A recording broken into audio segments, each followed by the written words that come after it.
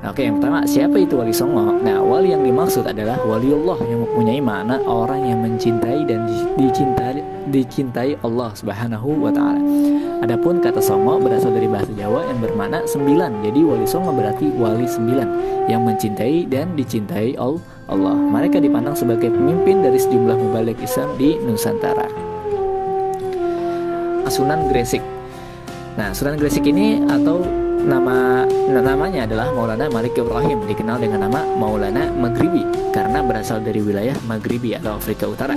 Sunan Gresik diyakini sebagai pelopor penyebaran agama Islam pertama di Pulau Jawa. Walaupun bukan orang Jawa, tapi ia mampu mengatasi keadaan masyarakat setempat dan menerapkan metode dakwah yang tepat untuk menarik simpati masyarakat kepada Islam. Di antara upayanya yaitu menghilangkan sistem kasta dalam masyarakat.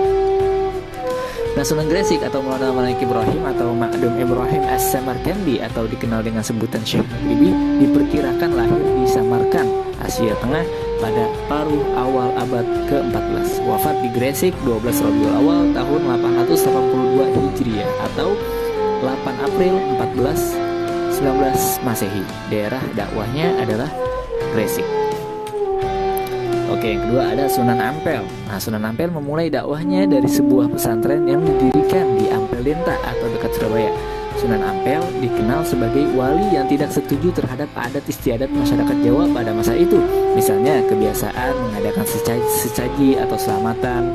Namun para wali lain berpendapat bahwa hal itu tidak dapat dihilangkan dengan segera, melainkan dengan cara memasukkan nilai-nilai Islami di dalamnya. Sunan Ampel juga dianggap sebagai penerus cita-cita dan perjuangan Sunan Gresik. Nah, jadi di sini nih kenapa ada cara selamatan gitu-gitu. Nah, karena itu istiadat atau kebiasaan-kebiasaan yang udah ada di masyarakat kita yang awalnya itu bertentangan dengan ajaran Islam.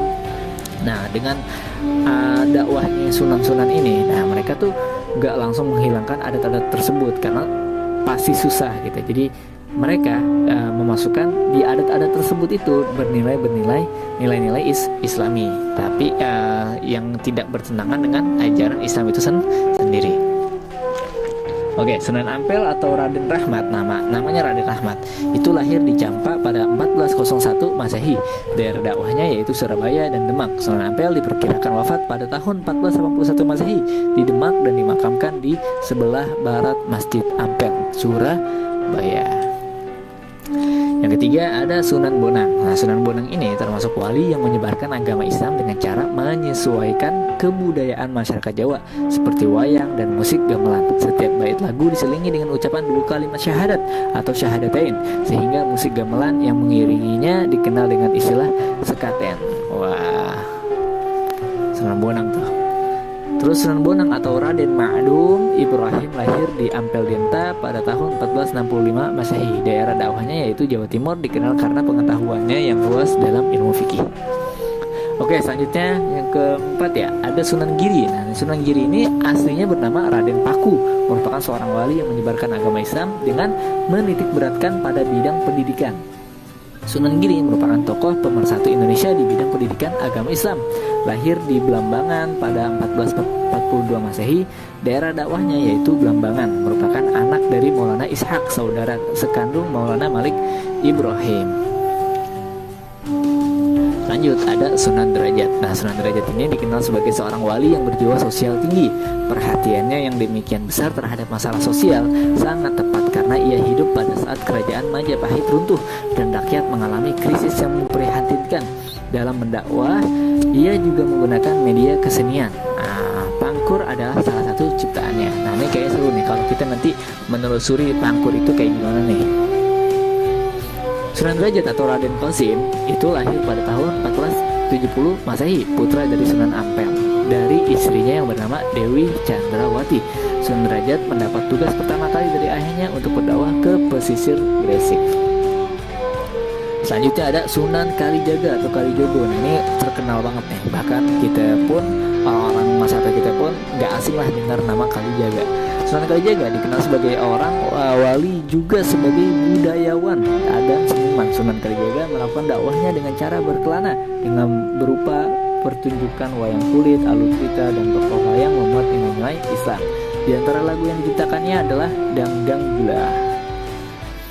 Sunan Kalijaga atau Raden Said lahir sekitar tahun 1450 Masehi, merupakan wali yang berjiwa besar, pemimpin, pejuang, mubalik, pujangga, dan filosof, wafat di desa Kadanglu, Demak. Ada juga Sunan Kudus. Nah, ini wali Songo yang mendapat gelar wali al-ilmi, orang berilmu luas. Adalah Sunan Kudus karena memiliki berbagai ilmu agama seperti ilmu tauhid dan fikih. Ia mendapat kepercayaan dan Kesultanan Demak untuk mengendalikan pemerintah dan hakim tinggi di wilayah itu. Untuk melancarkan penyebaran Islam, ia membangun sebuah masjid di Kudus yang disebut Menara Kudus karena di sampingnya terdapat menara tempat duduk masjid. Nama kecilnya Jafar Shadiq. Ia putra pasangan Sunan Ngundung dan Syarifah, adik Sunan Bonang, anak Nyi Ageng Maloka. Mengajarkan Islam di daerah Kudus dan sekitarnya, mendekati masyarakat Kudus dengan memanfaatkan simbol-simbol Hindu dan Buddha. Selanjutnya ada Sunan Muria. Nah, Sunan Muria ini termasuk salah satu wali Songo yang dikenal pendiam tetapi sangat tajam fatwanya. Ia juga dikenal sebagai guru tasawuf. Dalam menyebarkan agama Islam, ia lebih memfokuskan di daerah pedesaan karena ia sendiri tinggal di tempat yang jauh dari keramaian bersama rakyat biasa. Ia juga seorang wali yang menyukai seni. Dua tembang bernuansa Islam hasil ciptaannya adalah Sinom dan Kinanti. Nama kecilnya adalah Raden Prawoto, berdakwah di sekitar Gunung Muria. Nama Muria diambil dari tempat tinggalnya terakhir di lereng Gunung Muria. Selanjutnya ada Sunan Gunung Jati. Nah, wali Songo yang sangat berperan dalam penyebaran agama Islam di Cirebon, Jawa Barat adalah Sunan Gunung Jati. Ia merupakan cucu Raja Pajajaran yang lahir di Mekah setelah dewasa. Ia memilih berdakwah di Jawa dan menggantikan kedudukan pamannya dan berhasil menjadikan Cirebon sebagai kerajaan Islam pertama di Jawa Barat. Sunan Gunung Jati atau Syarif Hidayatullah lahir tahun 1448 Masehi. Daerah dakwahnya adalah Jawa Barat. Pada tahun 1568 Masehi, Sunan Gunung Jati wafat dalam usia 120 tahun di Cirebon. Wah,